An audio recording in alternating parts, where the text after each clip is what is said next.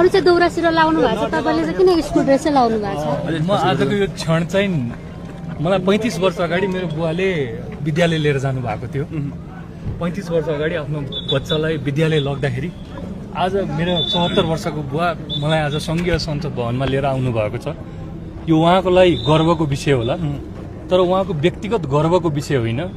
यो सम्पूर्ण अभिभावकहरूलाई आज सम्मान गर्ने मैले मौका पाएको छु। ती सम्पूर्ण अभिभावकहरू जसले आफ्ना बच्चालाई विद्यालय पठाए र ती सम्पूर्ण अभिभावकहरू जसले पठाउन सकेका छैनन् उनीहरूलाई पनि म यो सन्देश दिन चाहन्छु कि हाम्रो सफलता, हाम्रो समृद्धि, यो समाज बढ्छ, राज्य बढ्छ, हामी ठिक तब मात्र हुन्छौँ।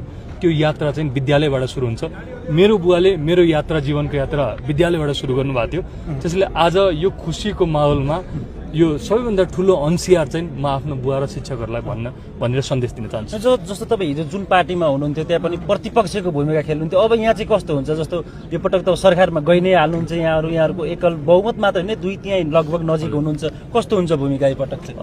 भूमिका सधैँ मजबुत भूमिका रहन्छ, जनताको पक्षमा रहन्छ, समाजको पक्षमा रहन्छ, राज्यको पक्षमा रहन्छ। हामी निर्वाचित हुँदै गर्दाखेरि पार्टीबाट टिकट लिएर चुनाव लडेका हौँ, जितेका हौँ, तर हाम्रो सबैभन्दा ठुलो जवाबदेहिता, कर्तव्य जनताप्रति, समाजप्रति र राज्यप्रति हो। त्यही मेरो भूमिका देखिन्छ। बुवासँगै आउनु भएको छ, बुवा के भन्नुहुन्छ छोराले यसरी आफ्नो बुवासँग यसरी संसद छिर्दाखेरि? होइन, म पनि यहीँ 20 वर्ष काम गर्थेँ अफिसमा, त्यहाँ आज भने सँगै जाउँ। अब मैले के भने सफल भयो, जिताउन सफल हुनुभयो छोरालाई, अब यहाँ पुर्याउन पनि सफल भयो। अब के छ छोराबाट अपेक्षा चाहिँ के छ? छोरालाई पुर्याउन सफल हुनुभयो। अपेक्षा नगरौँ, उसले जे गर्छ मेरो विश्वासले राम्रै गर्छ, पहिले एक्सपेक्ट गर्नु हुँदैन।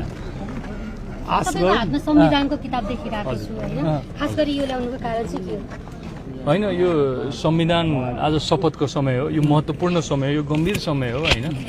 हामी सबैले संविधानलाई आत्मसात गर्दै यही संविधानले आज मलाई यहाँसम्म पुर्याएको छ। यो यात्रामा मेरो आफ्नो व्यक्तिगत करियरको यात्रादेखि लिएर आउने दिनमा राज्यको सेवा गर्ने यात्रामा यो संविधान मेरो लागि सबै कुरा हो भन्ने कुरा मैले बुझेको छु। जस्तो तपाईँको अहिलेको पार्टी सभापतिले जुन पार्टीबाट आए पनि त्यो त्यताको झोला त्यतै बिसाउनु भन्नुभएको थियो, अहिलेको झोला कतातिरको हो? यो झोला विद्यार्थीको झोला हो, यो झोला ज्ञानको झोला हो, यो झोला यो देशका सम्पूर्ण बालकहरूले बोकेर आफूमा ल्याउनु पर्ने ज्ञानको सन्देश दिने झोला हो। यो झोला कुनै पार्टीको झोला होइन। तपाईँले मजाले बिसाएको कि कहीँ कतै त्यसको बाछिटा छन्? पूर्व माओवादीले आफ्नो झोला आफै बिसारिरहेको छ। म आज जुन पार्टीमा छु, म जुन समयमा यहाँ आएको छु र जे कामको लागि आएको छु, त्यो काममा जनता, समाज र देश सबैभन्दा सर्वोपरि हो।